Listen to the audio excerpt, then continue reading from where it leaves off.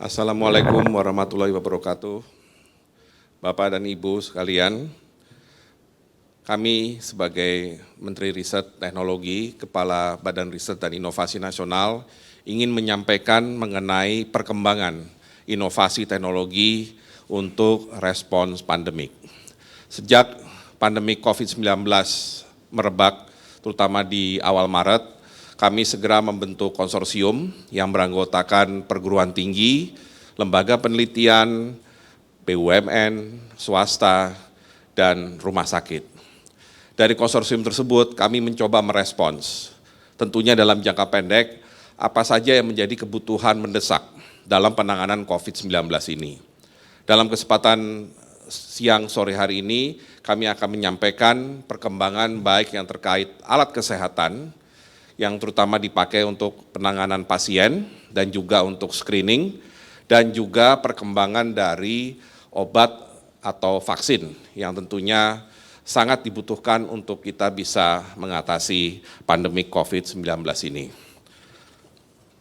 Kami ingin menyampaikan bahwa perkembangan yang baik terjadi di test kit atau screening, ya, di mana kalau kita lihat perkembangan dari test kit yang sudah dibuat terdiri dari dua jenis, baik yang berbasis PCR maupun yang berbasis rapid test. Kami mulai dulu dengan yang non-PCR atau yang rapid test, di mana yang untuk rapid test bisa disampaikan bahwa perkembangannya sudah sampai pada tahap produksi, ya, di mana diperkirakan minggu depan, tanggal 8 Mei kira-kira, kita sudah bisa melihat 10.000 produksi test kit pertama yang dikerjakan oleh konsorsium BPPT dengan UGM, Unair, dan PT Hepatika di Yogyakarta. Rapid test tersebut adalah untuk deteksi IgG-IgM berbasis peptide sintesis. Dan tentunya seperti rapid test yang lainnya, pasti ada tingkat sensitivitas atau akurasi yang berada di bawah, yang bersifat di bawah dibandingkan yang PCR test kit. Namun bisa kami sampaikan bahwa perkembangan test kit yang dilakukan di konsorsium ini di Indonesia sudah menggunakan virus Indonesia atau yang kita sebut sebagai local transmission virus. Dan kita berterima kasih karena ada kerjasama yang baik dengan Litbangkes, dengan Eijkman juga, sehingga kita bisa mengembangkan baik RDT, rapid test, maupun PCR test yang berbasis virus lokal. Nah, selain rapid test yang produksinya akan mulai muncul minggu depan, kami terus melakukan perbaikan terhadap rapid test itu sendiri. Salah satu pengembangannya, kira-kira akhir Juli 2020, kita sudah memproduksi biosensor yang menggunakan microchip. Di rapid test yang berbasis microchip itu sendiri baru akan dihasilkan atau diproduksi 3 bulan dari sekarang. Tapi paling tidak reagennya kita bisa mengurangi kebutuhan import, ya, khusus reagen yang akan digunakan untuk rapid test tersebut. Nah, kemudian untuk yang PCR test kit bisa dilaporkan bahwa untuk yang PCR yang merupakan kerjasama antara BPPT dengan PT Bio Farma dan startup Nusantik, bisa kami laporkan bahwa 10 produk, ya, bahwa 10 produk bisa sudah dihasilkan, mohon maaf, ini 10 produk sudah bisa dihasilkan pada tanggal 2 Mei, targetnya. Ya. Pada tanggal 2 Mei ini sudah ada 10 produk, 10 unit yang nantinya akan dipakai untuk uji validasi dan registrasi. Ya, kembali lagi, uji validasi dan registrasi ini juga akan menggunakan virus yang bersifat local transmission. Nah, selain itu kami sudah memperoleh juga yang namanya CPAB, cara pembuatan alat kesehatan yang baik sehingga proses produksi nantinya bisa dilakukan. Targetnya akhir Mei 2020 sudah bisa diproduksi 50.000 unit ya untuk PCR test kit. Tentunya kelebihan dari baik PCR test kit maupun rapid test kit yang dibuat di Indonesia ini hasil kerjasama konsorsium riset adalah karena semua pengembangannya menggunakan virus yang local transmission. Sedangkan test kit PCR yang ada, yang import maupun rapid test kit tentunya dikembangkan menggunakan virus yang berada dari negara-negara yang menghasilkan test kit tersebut. Nah, itulah perkembangan mengenai test kit, jadi cukup melegakan, sudah mulai kita bisa produksi ya yang namanya test kit, dan ini sangat diperlukan karena gugus tugas dan pemerintah tentunya membutuhkan tes dalam skala yang masif, dan tentunya untuk melakukan tes dalam skala yang masif diperlukan baik PCR maupun rapid test kit juga dalam jumlah yang masif. Nah, terkait dengan penanganan pasien, bisa kami laporkan salah satu inovasi cepat ya melalui proses pengkajian dan penerapan yang sudah berhasil dilakukan adalah ventilator. Selama ini kita boleh dibilang 100% tergantung kepada ventilator import. Namun karena ada kebutuhan yang begitu besar sejak merebaknya COVID, maka para peneliti dan rekayasa tidak kenal lelah untuk mencoba mengembangkan ventilator produksi dalam negeri, sebagian bahkan 100% lokal kontennya dengan menggunakan open source yang memang sudah tersedia di berbagai belahan dunia. Alhamdulillah kita sudah sampai pada 4 usulan ventilator yang 4 prototipe maksud saya, ventilator yang sudah melalui semuanya pengujian di BPFK, Kementerian Kesehatan. Nah, sebagian masih melakukan uji endurance sebagai uji tahap akhir, setelah itu kemudian dilakukan uji klinis yang kira-kira memakan waktu seminggu. Sehingga diharapkan pertengahan Mei ini kita sudah bisa melihat ventilator produksi Indonesia yang diproduksi oleh mitra industri, yang juga tidak mudah mencarinya karena selama ini tidak ada industri yang membuat ventilator, tapi kita bisa bekerja sama dengan beberapa BUMN dan juga swasta untuk memproduksi ventilator tersebut. 4 prototipe ventilator yang saat ini sudah melalui proses pengujian BPFK dan saat ini sedang uji klinis adalah prototipe yang berasal dari ITB, dari UI, kemudian dari BPPT, dan juga dari salah satu perusahaan swasta PT Dharma. Kita harapkan produksi dari mereka nantinya bisa memenuhi kebutuhan.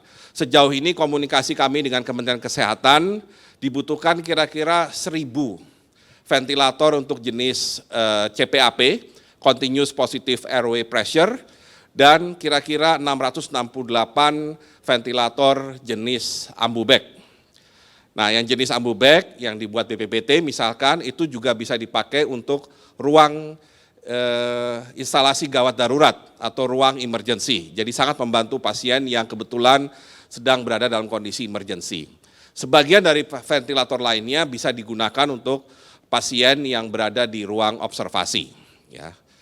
Memang ke depannya kita akan mengembangkan juga ventilator yang nantinya bisa dipakai di ruang intensive care unit atau ICU, yang tentunya butuh waktu beberapa bulan untuk kami mengembangkan, sehingga insya Allah suatu saat kita akan bisa memproduksi ventilator untuk ICU, ya, invasif yang dibuat di Indonesia. Selain ventilator dan test kit, kami juga ingin memudahkan proses atau membantu pemerintah dan gugus tugas untuk melakukan pengujian dalam skala massal tadi. Salah satu inovasi yang kami coba kenalkan adalah Mobile Laboratory BSL-2. BSL-2 adalah jenis laboratorium yang saat ini dipakai untuk pengujian PCR. Dan biasanya berlokasi kalau tidak di rumah sakit, di universitas maupun di beberapa lembaga. Nah, untuk mendekatkan laboratorium dengan pengguna, dengan masyarakat, maka kami coba kembangkan mobile BSL-2 yang tidak hanya melakukan baik rapid test maupun PCR test ya dengan standar yang sama dengan BSL-2 lainnya, tapi juga bisa dilakukan misalkan pemeriksaan kolesterol, darah ya dan juga pemeriksaan toraks misalkan, sehingga ini bisa menjadi semacam laboratorium berjalan.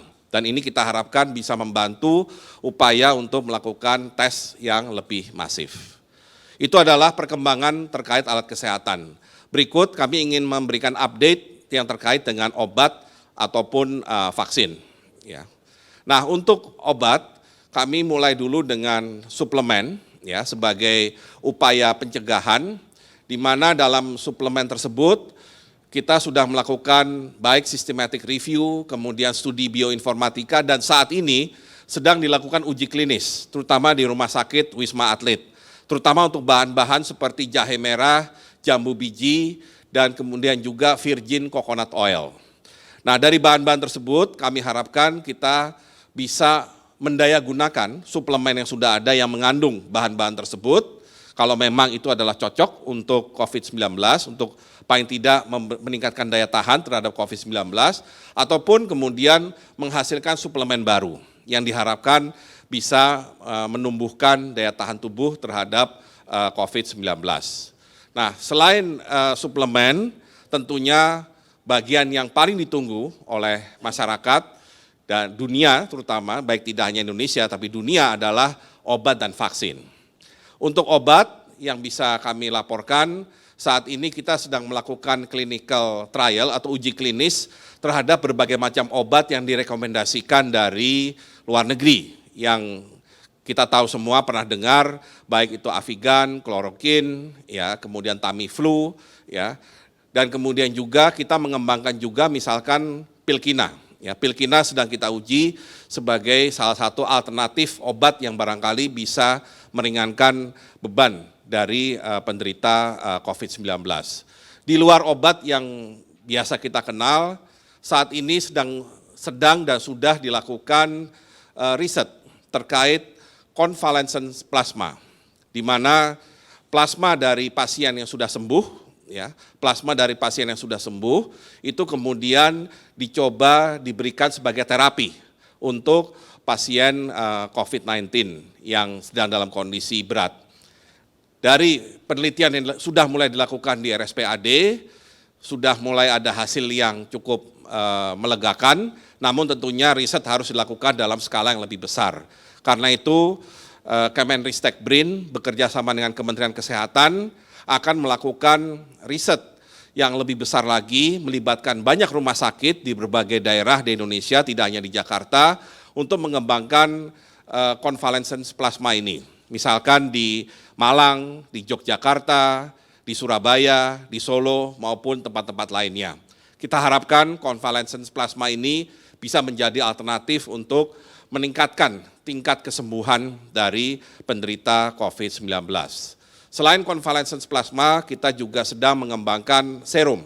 Kita mencoba membuat serum anti COVID-19 yang merupakan kerjasama antara Bio Farma, kemudian dengan LIPI dan IPB, yang kita harapkan nantinya bisa menjadi alternatif juga untuk meningkatkan kesembuhan dari COVID-19. Terakhir mengenai vaksin yang bisa kami laporkan, terkait dengan vaksin, saat ini lembaga Eijkman sedang melakukan whole genome sequencing yang nantinya sangat diperlukan untuk mendeteksi seperti apa sebenarnya virus COVID-19 yang ada di Indonesia. Dan tentunya nantinya datanya di-share secara internasional. Nah, selain whole genome sequencing untuk virus saat ini, untuk vaksin maksud saya, Eijkman sedang berupaya untuk memulai upaya pembuatan vaksin yang memang tidak akan memakan waktu yang pendek. Salah satu alternatif yang akan kita dorong adalah kerjasama antara lembaga Eijkman dengan lembaga internasional yang juga melakukan penelitian mengenai vaksin. Namun sekali lagi, vaksin yang nantinya kita harapkan dikembangkan di Indonesia adalah vaksin yang bisa mencegah virus yang nantinya akan berkembang di Indonesia. Jadi menekankan pada virus yang beredar di Indonesia ini menjadi sangat penting. Itu beberapa hal yang bisa kami share kepada Bapak Ibu terkait perkembangan inovasi teknologi untuk COVID-19. Terima kasih. Wassalamualaikum warahmatullahi wabarakatuh.